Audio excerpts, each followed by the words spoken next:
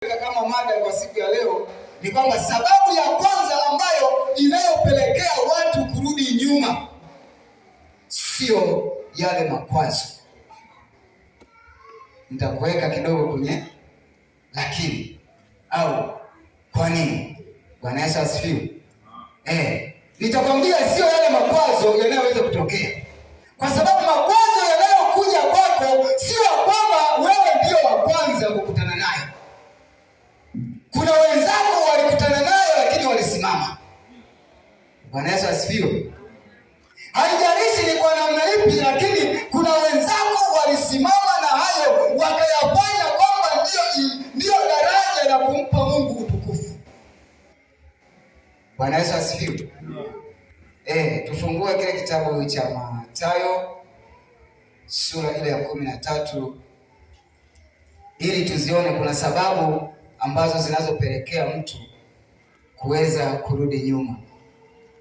Kwamba sio yale makwazo. Yale makwazo yanakuja, yanakuwa ndio sababu au kama chanzo tu cha wewe kurudisha nyuma, lakini kuna sababu iliyo kuu ambayo inayopelekea mtu kurudi nyuma. Bwana Yesu asifiwe. Sababu yenyewe tunaiona kwenye kile kitabu cha Mathayo. Naomba mtu anisomee Mathayo sura ya 13 anzia mstari wa 19 mpaka wa 23. Pia inasema katika Mathayo 13:19. Mtu alisikiapo neno la ufalme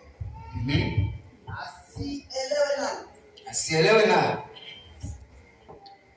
Huja yule mwovu, ndio akalinyakua lililopandwa moyoni. Akalinyakua lililopandwa moyoni mwake. Naishia kwanza hapo. Bwana Yesu asifiwe. Amen. Tunaona kuna mtu ambaye analisikia neno, lakini baada ya kutoka, maana kwamba amepandwa kando ya njia. Ndio maana nataka nikutoe kusema kwamba makwazo ndio yanayosababisha. Bwana Yesu asifiwe sana. Yale ni kama ni sababu tu. No. Tunaona kuna watu, tunaenda kuangalia karibia kuna watu 4 ambao wamewekwa hapo. Misingi yetu imesimama katika nguzo au ya watu 4. Bwana Yesu asifiwe. Katika hao watu 4 wewe utajiweka huko katika kundi lipi? Bwana Yesu asifiwe. Mtu wa kwanza kabisa anazungumzwa ni yule anayelisikia neno. Umemwambia twende kanisani, umemwambia twende kwenye mkutano, akalisikia lile neno kwenye mkutano, akalipokea lile neno, akaliamini, akaongozwa sala ya toba ya kwamba nimeamua kumfuata Yesu leo. Bwana Yesu asifiwe. Amen. Amezamilia kwa moyo wa dhati kabisa kwamba mimi leo nimempokea Yesu. Tena mnapotembea naye, yani anafuraha zote, anafurahia kwamba amempokea nani? Yesu Kristo. Bwana Yesu asifiwe. Lakini pindi anapotoka tu, ndege huwa anakuja analiondoa lile neno. Ile misingi ya imani ile alikuwa ameiweka pale tayari. Ule ukiri wa kumkiri Yesu unaondolewa ndani mwake, anajiona kama yuko mpweke, yuko tayari kumwacha Yesu kwa wakati huo, kwa sababu neno limeondoka. Hana hofu tena. Yaani maana siku hiyo hiyo ni kama mtoto amezaliwa siku hiyo hiyo na kufa siku hiyo hiyo. Bwana Yesu asifiwe. Hiyo tunaona mtu wa kwanza ni wasaili hiyo, kwamba analipokea neno, ameukubali wokovu. Tena vizuri sana, maana yake kesho unakuja kumfuatilia, anakuambia mimi huko kanisani siendi. Bwana Yesu atusaidie. Huyo mtu kamwacha Yesu. Tena pasipo sababu yoyote kuitafuta, ambayo kusema labda ila tembelewa labda na rafiki yake hajamjua Yesu. No, hivi na wewe umeamua kuokoka. Hivi na wewe umeamua hivi. Akawa ni sababu ya kumwacha nani? Yesu. Mtu wa pili, endelea pale. Biblia inaendelea kuzungumza. Akalinyakua lililopandwa moyoni mwake. Huyo ndiye aliyepandwa karibu na njia. Naye aliyepandwa penye miamba. Naye aliyepandwa kwenye miamba. Huyo ndiye naye aliyepandwa kwenye miamba. Huyo ndiye alisikia lile neno, akalipokea mara kwa furaha, tena kwa furaha lakini hana mizizi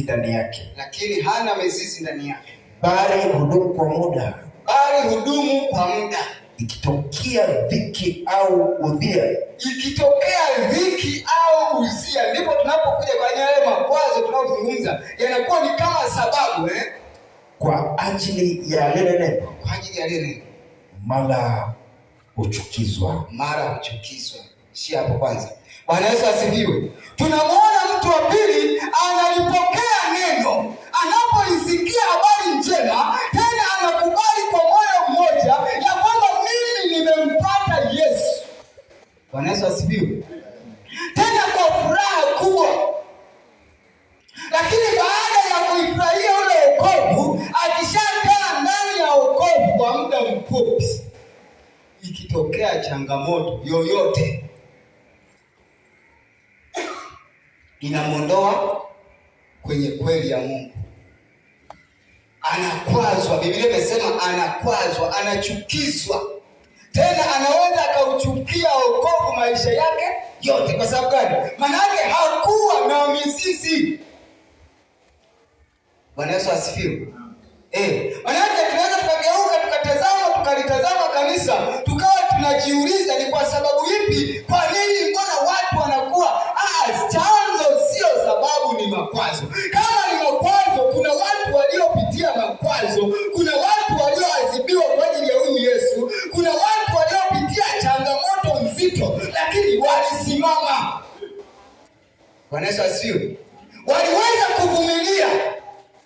Maana Biblia inasema upendo huvumilia, upendo hauhesabu mabaya, upendo hauhusudu. Maana kama mtu aliupokea wokovu akamfurahia Kristo kwa moyo wake wote, kwa upendo wa dhati, maana mtu huyo hata kama ingeinuka dhiki yoyote, Paulo anasema ni kitu gani kitakachonitenga na upendo wa Mungu?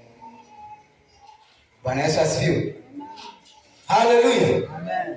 Kwamba ni kitu gani kitakachonitenga na upendo wa Mungu? Je, ni njaa, ni dhiki, ni uchi, mauzi? Yaani manake anaangalia, anaorodhesha baadhi ya vitu anavyovifahamu vinavyokuja kwa wakati huo. Anajiuliza ni kitu kipi? Hebu mtazame jirani yako, muulize, wewe ni kitu gani kinachokuondoa? Bwana Yesu asifiwe. Manake makwazo hayana budi kuja kwenu. Biblia inasema hayana budi kufanyaje? Kuja kwenu. Lakini ole wake aletaye makwazo. Bwana Yesu asifiwe. Lakini hajajakupa wewe uhalali wa mtu wa Mungu kukuweka mbali na Mungu. Bwana Yesu asifiwe. Ila yamempa ole anayesababisha. Lakini wewe kwako, manake unapimwa uko kwenye mzani. Umepandwa kwenye mwamba au umepandwa ardhi gani? Bwana Yesu asifiwe. Na kuzungumza hivi maana kwamba kuna mwaka mmoja ulikuwa mwaka kama 97 kama sikosei.